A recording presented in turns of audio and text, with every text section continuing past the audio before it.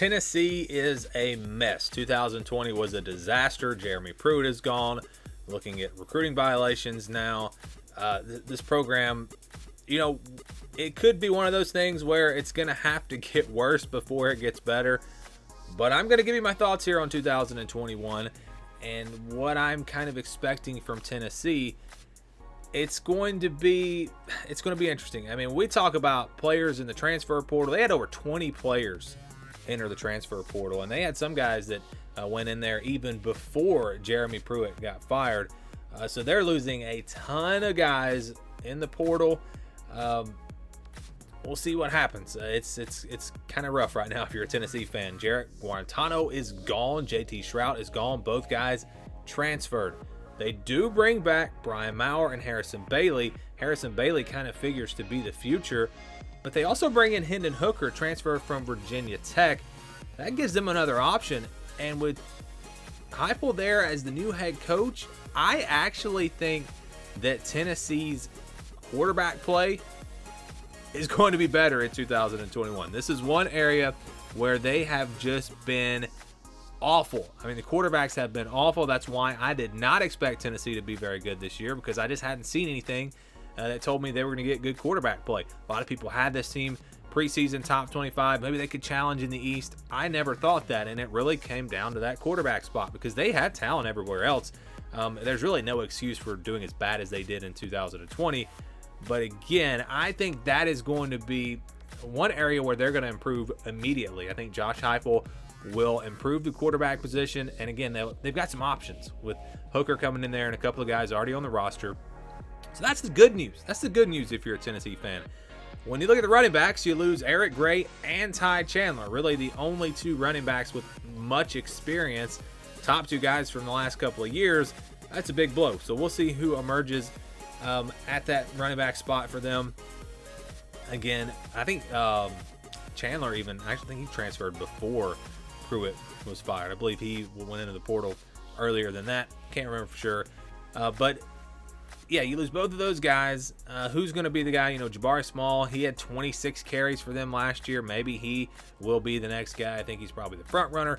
Maybe a youngster steps in. We'll see how that goes. At wide receiver, they didn't get much production really from this position last year. Brandon Johnson and Josh Palmer both gone. Johnson, he transferred to UCF, ironically. Josh Palmer, he was a senior. He's gone. Velus Jones also was a senior. He'll be back. He'll be the one veteran in this group.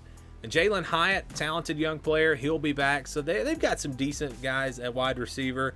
Ramel Keaton played some last year. So that'll be interesting to see what this passing game can do. Again, it's an area where I think they probably do improve right away. Maybe one of the few areas where they get better in 2021. Tight ends, you got Austin Pope. He's coming back. I think he went in the portal, then went out. So that's good that he's coming back. He was a senior. And then you go to the offensive line. Wanya Morris, Jameer Johnson, two guys, especially Wanya Morris, talented guys. They both transferred. Trey Smith, gone to the NFL. Brandon Kennedy, gone to the NFL. Riley Locklear, he was a senior. Haven't heard from him. He could potentially be a starter for them if he does come back. He was a senior. They also have Darnell Wright coming back. Very talented guy there. Cade Mays will be back. So the offensive line is not going to be completely wiped out, but they are going to take some pretty big hits there. On the defensive side of the ball, they have a trio of seniors coming back on the defensive line. Darrell Middleton, Matthew Butler, and Latrell Bumpus. Aubrey Solomon, as of this recording, we haven't heard from him yet. He's a senior. Not sure what he's going to do. But overall, again, the defensive line doesn't lose much. Linebackers, that's probably where they get hit the hardest, and it's all going to the transfer portal. DeAndre Johnson, gone. Henry To'oTo'o, gone. J.J. Peterson, gone.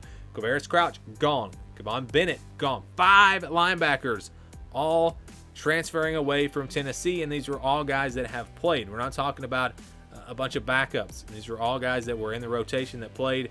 To'oTo'o obviously going to be the biggest loss for them at linebacker. Crouch is a big loss as well. I mean, they got hit hard at linebacker. That's going to be a big area of concern for them heading into next year. And then we look at the secondary for them. Bryce Thompson, he went to the NFL. He had some transfers here. Key Lawrence transferred, a cornerback. I'm not sure about Schamberger or Theo Jackson yet. Those two guys were seniors. I have not heard, again, as of this recording, what they're going to do. Now, Kenneth George is a senior. He will be back, so the secondary should be okay.